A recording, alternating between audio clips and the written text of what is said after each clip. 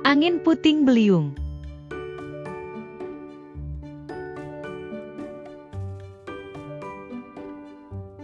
Apa itu angin puting beliung? Angin puting beliung adalah bencana yang bergerak kencang dengan kecepatan di atas 63 km/jam. Mengingat bahaya yang terkandung di dalam puting beliung, sangat penting untuk memantau kecepatan dan arah angin, karena puting beliung bisa menyebabkan kerugian yang sangat besar, termasuk potensi kehilangan nyawa manusia, dampak psikologis, kerugian materi, dan kerusakan ekosistem. Tanda-tanda akan adanya angin puting beliung. Puting beliung keluar dari awan cumulonimbus, CB, dan terjadi di daratan. Jika terjadi di perairan, namanya water spout. Tapi, tidak semua awan CB bisa menimbulkan fenomena puting beliung. Nah, berikut tanda-tanda akan terjadi puting beliung.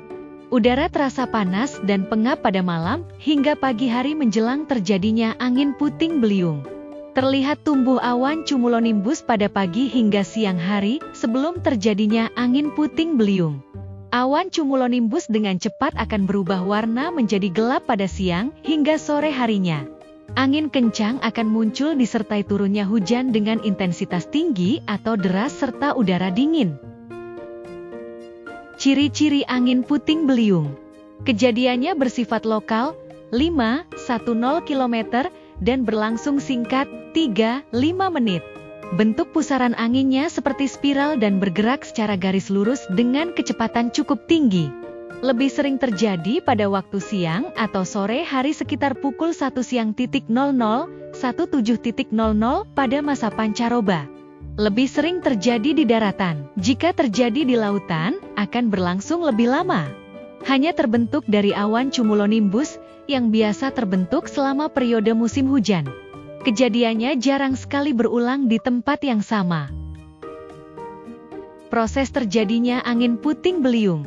Terjadinya angin puting beliung melalui 3 fase, yaitu A. Fase tumbuh. Dalam awan terjadi arus udara naik ke atas yang kuat, hujan belum turun, titik-titik air maupun kristal es masih tertahan oleh arus udara yang naik ke atas puncak awan. Fase dewasa masak. Titik-titik air tidak tertahan lagi oleh udara naik ke puncak awan. Hujan turun menimbulkan gaya gesek antara arus udara naik dan turun. A. Fase punah.